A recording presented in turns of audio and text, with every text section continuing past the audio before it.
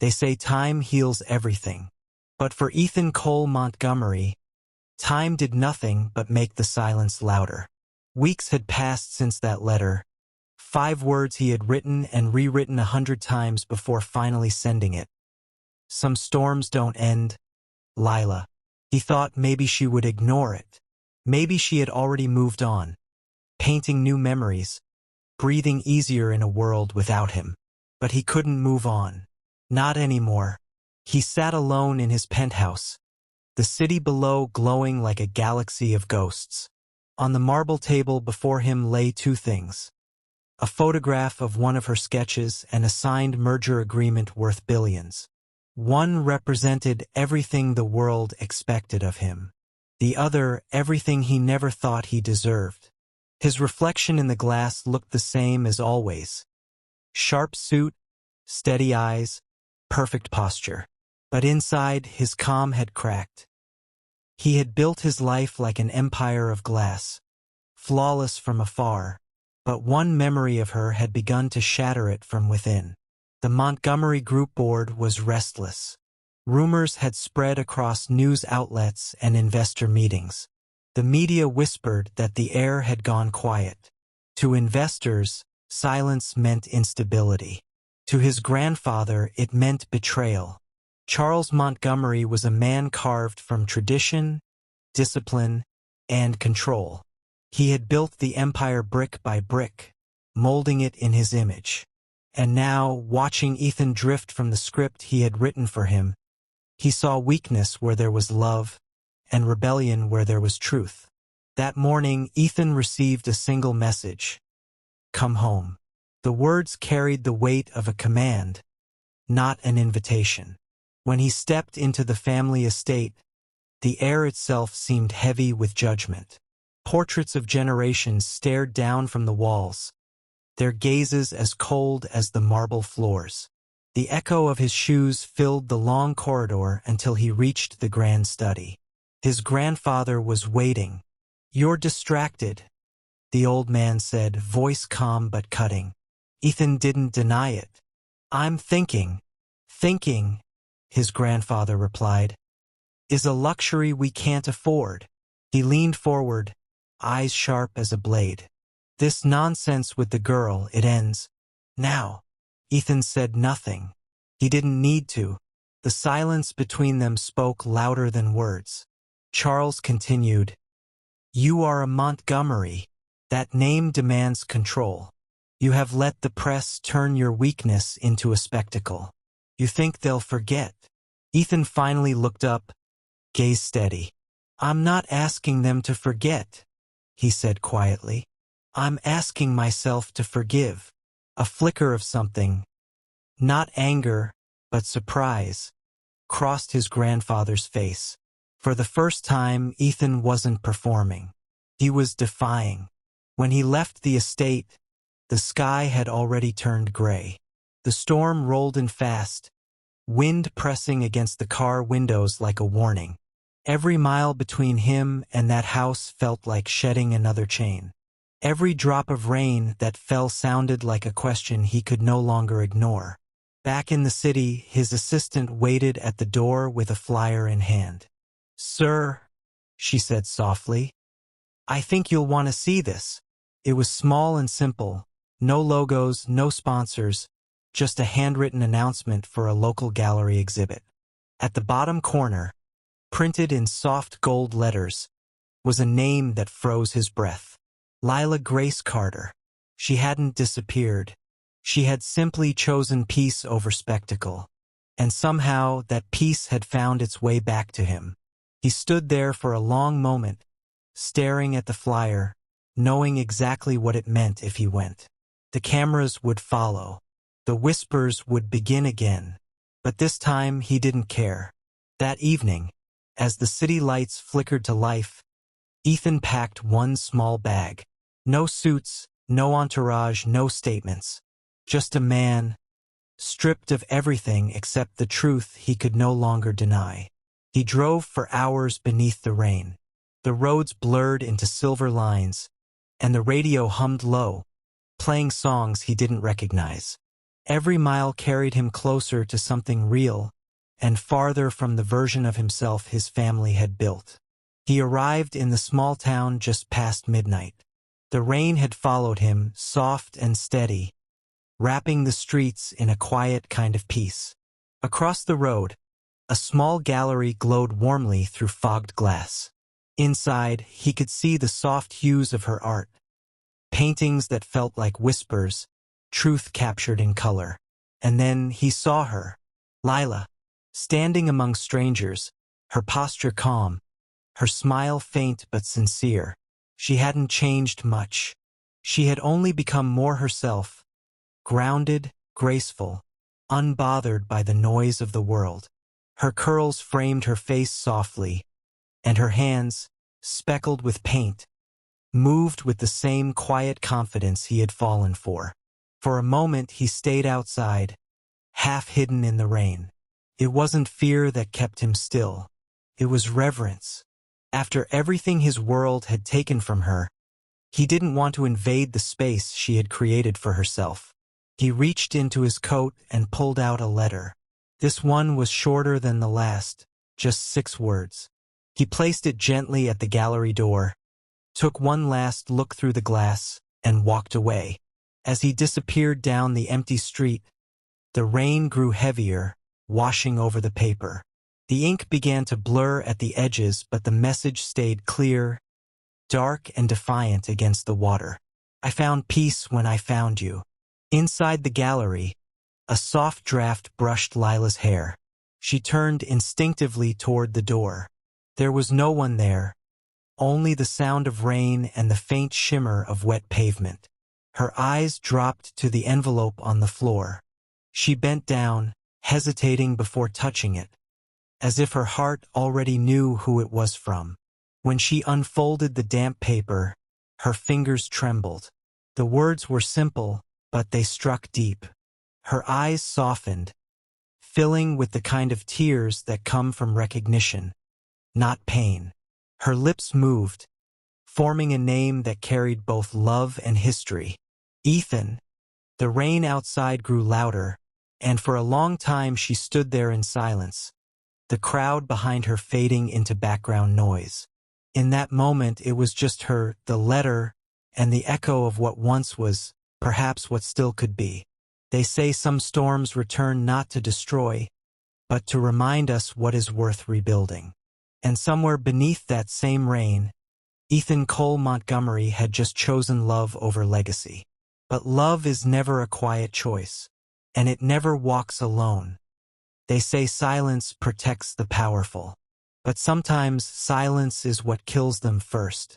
2 days after Ethan Cole Montgomery disappeared from the city, the world began to whisper. Business networks called it a personal retreat.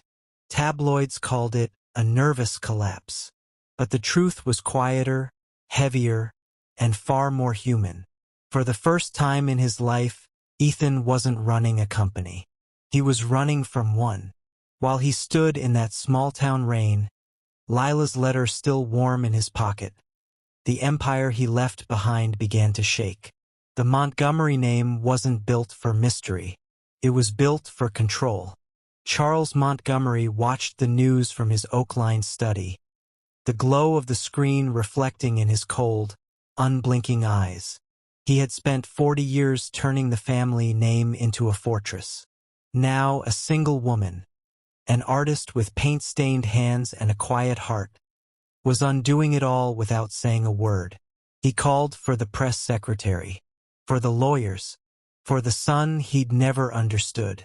But Ethan didn't answer. By the 3rd day, headlines screamed louder. Montgomery Heir vanishes amid relationship scandal. Unknown artist linked to billionaire disappearance. The photos spread again, that same cafe window her smile caught in time. Only now it carried accusation instead of innocence. Lila saw it too. Her gallery had just begun to fill with visitors. Not art lovers, but reporters pretending to be. They whispered her name like gossip and truth had somehow become the same thing. One man asked, "Miss Carter, are you still in contact with Mr. Montgomery?" She didn't answer, because the truth that she'd just found his letter hours earlier didn't belong to them. It belonged to the quiet, to what was still sacred. As the crowd thinned that evening, she closed the gallery doors, breathing hard, eyes scanning the rain outside for a face she knew she wouldn't see. Not yet. Miles away, Ethan sat in a small motel, watching the same coverage play on a flickering television. Every word, every lie, every spin. The more they talked, the more he understood how fragile peace really was. He picked up his phone not to call Lila, but to end something else. The company, the chain, the control. For years, his family had used silence as a weapon. This time, he'd use it as a shield. He called the board. "I'll attend the emergency meeting," he said. "But not at the tower." There was a pause. "Then where, sir?" "Somewhere they can't script the truth." The next day, in a quiet hotel conference room outside the city, the Empire gathered without cameras or suits polished for headlines. Just a dozen men, one legacy, and a storm brewing behind Ethan's eyes. He entered calmly. No tie, no entourage, only conviction. Charles Montgomery sat across the table, the weight of generations beside him. "You've caused chaos," the old man said. Ethan replied softly, "Maybe chaos was overdue." A murmur ran through the board. They didn't understand. They'd never seen a Montgomery speak like this, not from rebellion, but from awakening. He placed a document on the table. His resignation. "I'm done performing for an audience that never listens," Ethan said. "I built this empire, but somewhere in the process, it built walls I can't breathe behind. If keeping the Montgomery name means losing myself, then it's not worth the inheritance." The room froze. Even his grandfather didn't move. Silence filled the space like thunder waiting to break. Charles finally spoke. "You walk away now, and you destroy everything our blood built." Ethan looked him in the eye. "No, grandfather. I'm saving what's left of it." He stood, turned, and walked out, the sound of his footsteps echoing like the fall of an empire. Outside, rain began again. Not a downpour, but the kind that cleanses rather than destroys. As he drove back toward Lila's town, his phone buzzed. Dozens of missed calls, statements, demands. He ignored them all, except one. A message from an unknown number. 5 words that froze his breath. "They're coming for her next." He pulled over, heart pounding. Who? Why? How? But deep down, he already knew. Charles Montgomery didn't lose battles. He erased them. Lila was no longer safe. Back in her small apartment above the flower shop, she felt it too. That strange heaviness in the air. She had just finished locking her door when she heard footsteps in the hallway. Slow, steady, too deliberate to be random. Her heart quickened. She reached for her phone, no signal. The lights flickered once, twice. Then darkness. Outside, a car engine idled. Then stopped. Silence pressed against the walls. And in that silence, a soft knock at her door. Not forceful. Not desperate. Just deliberate. "Miss Carter?" A voice said, calm, almost kind. "We need to talk." She didn't answer. Didn't move. The only sound was her heartbeat, fast and uneven. The knock came again. Harder this time. Then nothing. Minutes passed. Then a letter slid under the door. No words on the envelope. Just a single symbol, the Montgomery crest, drawn in black ink. She backed away slowly, the room shrinking around her. Rain pounded harder now, windows trembling in rhythm with her fear. Far away, Ethan's car raced through the storm, tires cutting through puddles, headlights slicing the dark. Every turn, every flash of lightning, was a prayer he'd make it in time. He didn't know what waited for him. All he knew was that, for the first time in his life, he wasn't running from his name. He was running toward something real, someone worth everything. And as thunder rolled across the night sky, two storms moved toward each other. One of power, one of love, destined to collide. They say some storms destroy, but others reveal what was worth saving all along. They say every storm has an eye, a calm center where everything stands still, right before it breaks again. For Ethan Cole Montgomery, that calm had just ended. The message still glowed on his phone screen. They're coming for her next. No name, no number, no chance to waste a second. He pushed harder on the accelerator, the rain turning the highway into rivers of glass. Headlights blurred, thunder rolled, and for the first time, fear wasn't for his empire. It was for her. Lila Grace Carter, the woman who taught him that peace didn't need power to exist. As he sped through the night, his mind echoed with pieces of their moments together. Her laughter inside the cafe, her hands stained with paint, her voice whispering, "Don't forget to live while you're trying to build a life." He had forgotten once. He wasn't going to forget again. Back in the quiet town, Lila still stood by her door, eyes locked on the envelope lying at her feet. That black crest, bold, cold, and deliberate, looked like it didn't belong in her world of sketches and warmth. She picked it up slowly, hands trembling. Inside, a single note. Some stories end before they're told. Walk away before yours does. Her stomach tightened. She knew that tone, that controlled precision. It was the voice of power disguised as warning. It was Montgomery. The thunder outside cracked, shaking the windows. She turned off the lights, grabbed her bag, and slipped through the back door, her heart pounding in her chest. She didn't know where to go, only that she had to move. Down the street, a black car sat parked beneath a flickering lamp.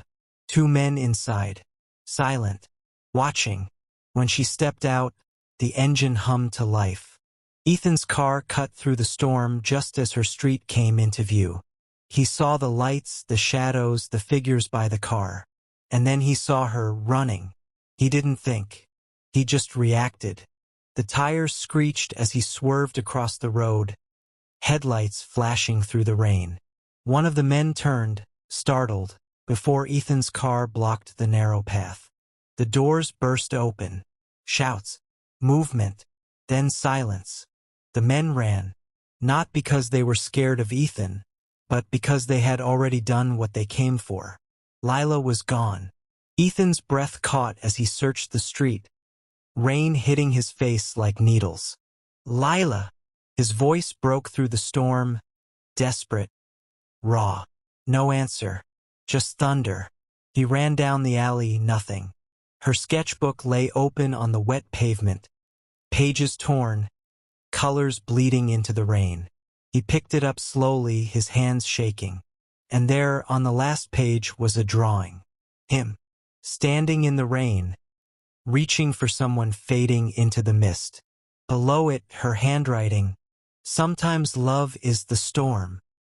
He fell to his knees, gripping the soaked paper as if holding onto her through it. Behind him, the faint hum of another car. A black SUV pulling up slowly, tinted windows concealing faces he didn't need to see to recognize. The door opened. A voice spoke, calm, certain. "Get in, Ethan." He turned.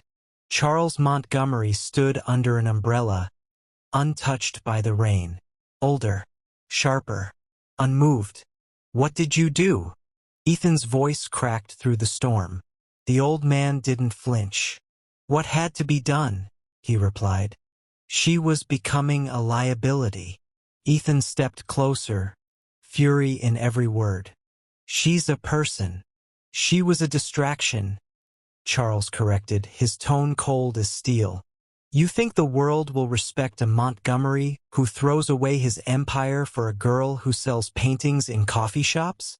Ethan's jaw tightened. "Respect means nothing when you have to buy it." For the first time, Charles looked shaken, but his voice stayed firm. She'll be fine. She's being relocated. Relocated, Ethan repeated, disbelief rising. You turned her life into collateral. Charles sighed, as if disappointed. Someday you'll thank me. You're my blood. You don't belong with her kind. Ethan's eyes hardened. Then maybe I don't belong to your name. He turned and walked back into the rain, leaving the umbrella, the car, and the man who taught him how to build a world without a heart. The old man's voice followed him, faint but cutting. If you walk away now, you lose everything. Ethan stopped, rain running down his face. Then he said the words that broke the Montgomery legacy. I already did. He didn't look back. He didn't have to. The empire had just fallen without a single headline. Hours later, he sat alone by the same river where he once watched the city lights ripple like false stars. Only this time, the reflection staring back at him wasn't the man the world knew. It was the man Lila saw, a man stripped of power, but not of purpose. He pulled out his phone again, one unread message blinking on the screen. No number, just coordinates. A small town by the coast. He didn't hesitate. He started the engine. The storm was far from over. They say some storms destroy, but others reveal who's willing to walk through them. And Ethan Cole Montgomery, Heir no more, man at last, was done running from the storm. He was driving straight into it, because when love disappears, only the brave go looking for it. They say the hardest sound to live with isn't silence. It's the echo of someone's voice in a place they no longer stand. For Ethan Cole Montgomery, that echo was Lila's name, repeating in his mind like a heartbeat that refused to die. The rain had stopped, but the storm hadn't. It just moved inside him. The coordinates led him hours away from the city, down winding roads, through mist-covered fields, to a town so quiet it felt like it had been forgotten by time. A coastal village where the air smelled of salt and old secrets. He parked near an empty pier, the sound of waves crashing against the wooden beams. Somewhere beyond that horizon, he hoped, she was still breathing.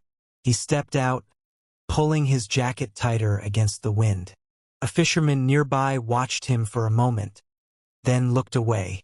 Even strangers could sense when a man was carrying ghosts. Inside a small diner, the kind that smelled of coffee and regret, Ethan sat by the window, his phone silent, his eyes searching. Every door that opened, he looked up. Every face that walked in, he hoped. But she never came. Then a sound. The clinking of a porcelain cup. The waitress, mid-40s, kind eyes, placed his coffee down and whispered, "You're not from around here, are you?" Ethan met her gaze. "I'm looking for someone." She smiled faintly. "Everyone here is." He slid Lila's sketchbook across the table, the one he found on the street, pages still warped from rain. The woman froze when she saw it. "Where'd you get this?" "She left it behind." "She was here," the woman whispered. "A few days ago. Quiet girl. Said she was waiting for someone. Never said who." Ethan's pulse quickened. "Where did she go?" The waitress hesitated, glancing toward the window as if the walls themselves were listening. "They came that night. 2 men in black coats." She looked scared. "Then she was gone." Ethan's jaw tightened. "Do you remember the car?" The woman nodded. "Government plates, but not local ones." He thanked her, stood up, and slipped a few bills onto the counter. But before he could leave, she called after him. "She left this." It was a small pendant, a silver circle engraved with the letter E. He closed his fist around it, his breath catching. Lila never wore jewelry. She once told him she didn't need reminders of people. She carried them in her heart. So if she left this, it meant she wanted him to find it. Outside, the sky darkened again. storm rolling in, almost poetic. He walked back to the pier, phone in one hand, pendant in the other. Then his phone buzzed. A text from an unknown number. "You should have stayed gone." No signature. No mercy. He looked around, eyes scanning the shadows. The only sound was the waves. Then footsteps. From behind a rusted truck, a man emerged, his coat soaked, his face unfamiliar but his intent clear. "Mr. Montgomery," he said, voice calm. "You've been told to stop looking." Ethan didn't move. "Where is she?" "That's not for you to know." Ethan's voice dropped low. "Then I guess you don't know me." The man smirked.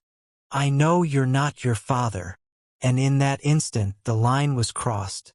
The punch came faster than the rain. A sharp, brutal crack of bone and anger. The man stumbled back, stunned, before pulling a gun. Ethan froze. He wasn't fearless, just desperate. But before the man could fire, the sound of an approaching vehicle cut through the air. Black SUV. Headlights off. Moving fast. The man's expression changed. "You brought them here," he muttered. Then chaos. Gunshots ripped through the silence. Ethan dove behind the truck, heart hammering, as the man fell to the ground, lifeless. The SUV skidded to a stop. Two new men stepped out, dragging the body into the back without a word. Ethan's pulse raced. He stayed still, watched, listened. Then he heard it, one of the men speaking into a radio. "Target relocated. She's secure at Site 17. Site 17. He didn't wait. As they drove off, Ethan rushed to the dead man's coat, searching through his pockets until he found it. A keycard. Black, embossed with a logo he knew too well. Montgomery Holdings Private Security Division. His father's empire.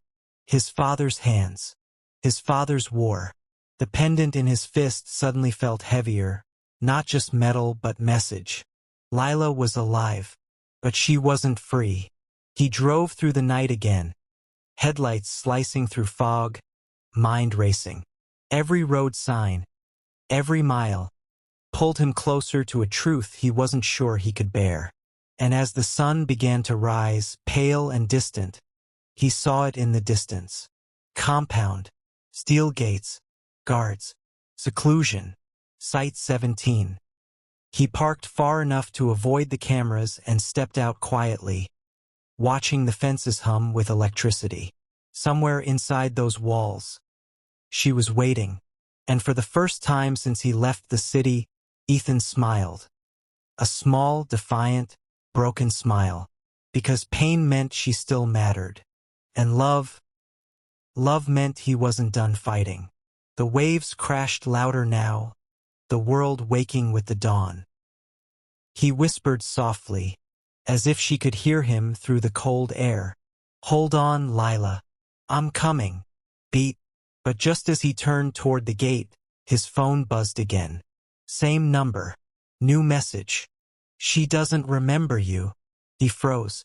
The words echoed in his head like thunder. Not dead, not gone, but erased. His heart stopped for a second, then started beating harder than ever. Whatever his father had done, it went deeper than power. It went after her mind. The storm wasn't over. It was just beginning. They say truth has a sound. Sometimes it's a whisper. Sometimes it's an explosion. But for Ethan Cole Montgomery, truth was silence, the kind that waits right before everything breaks. He stood outside the perimeter of Site 17, watching the compound through a veil of fog and dawn.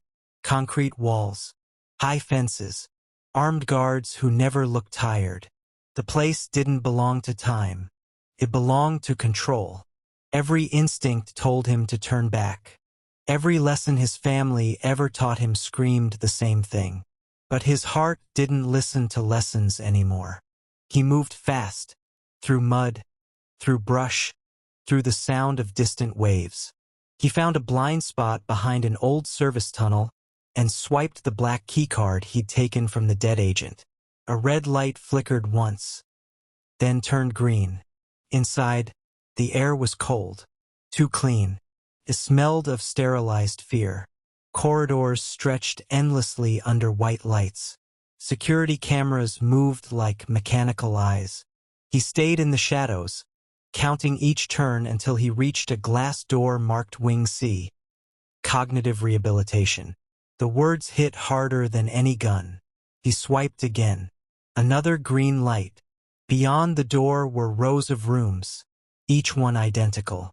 Each one containing a person whose memories weren't theirs anymore. And then, at the far end, he saw her. Lila Grace Carter. Sitting by the window, sunlight crawling across her skin like mercy. Her hands rested on a sketch pad, lines uncertain, hesitant. She was drawing something, or someone. Ethan stepped forward slowly, afraid the moment might vanish if he moved too fast. He reached the glass, pressed his palm against it. No response. She didn't even look up. Then, through the intercom, a voice. "Mr. Montgomery, you shouldn't be here." He turned. A man in a white coat stood at the far end of the hall, calm, collected, dangerous in the way only people who believe they're right can be. "Who are you?" Ethan asked. "Dr. Hayes," the man said. "Head of Cognitive Restoration. She's doing well, considering the trauma." "What did you do to her?" Ethan's voice was low, shaking but steady. "She volunteered," Hayes replied. "To forget, to survive." Ethan's eyes burned. "She would never volunteer to forget the truth." The doctor sighed. "The truth broke her. The accident, the press, your family's intervention. She was drowning. So we offered her silence." "Silence isn't healing," Ethan said. "It's burial." Hayes took a step closer. "Mr. Montgomery, the girl in that room doesn't know you. She doesn't remember love, pain, or loss. She's at peace. If you wake her, you destroy what little freedom she has left." Ethan turned back to the glass. Lila was still drawing slow, delicate strokes. And then he saw it, the sketch taking shape. A man's face, his face. She didn't know why she was drawing it, but her heart remembered what her mind did not. Ethan whispered, "She never forgot me.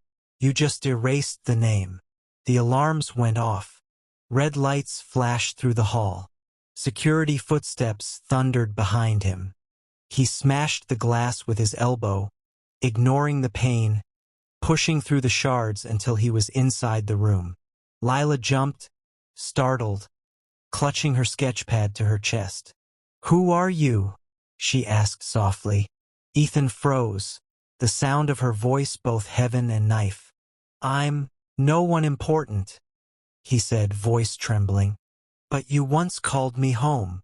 The door burst open behind him. Guards shouted, weapons raised. Hayes barked orders. "Don't shoot. Not in front of her." Ethan turned back to Lila, desperate. Her eyes searched his face. Confusion first, then something deeper. Recognition flickered like a dying flame trying to survive the wind. "Ethan?" she whispered. He smiled through blood and glass. "Yeah, it's me." They grabbed him, dragged him out, but he didn't resist. Because for a second, one fragile second, she remembered. As they pulled him down the hall, she called after him, voice trembling, "Wait, what did you mean by home?" He didn't answer. He couldn't. The guards slammed the door, and the world swallowed her voice again. Outside, under the flashing lights, Charles Montgomery was waiting. Perfect suit, cold eyes. The storm had come full circle. "You just couldn't let go, could you?" the old man said. Ethan stared at him. "You locked away the only honest thing in our lives." Charles stepped closer. "You mistook emotion for power. Love makes men weak." Ethan's voice broke, but not from fear. Then I guess weakness runs in our bloodline. His grandfather's expression hardened. Not fury, but disappointment carved into ice. Take him to holding, Charles ordered, and prepare the girl for full restoration. As they forced Ethan into the car, rain began to fall again. Slow, relentless, cleansing. He looked up, blood mixing with water, and whispered to the night, "Remember me, Lila. Please, remember me." Back inside, Lila sat at her desk, staring at the sketch. Her hand trembled. The name slipped past her lips before she could stop it. Ethan. Her pencil fell. Her eyes widened.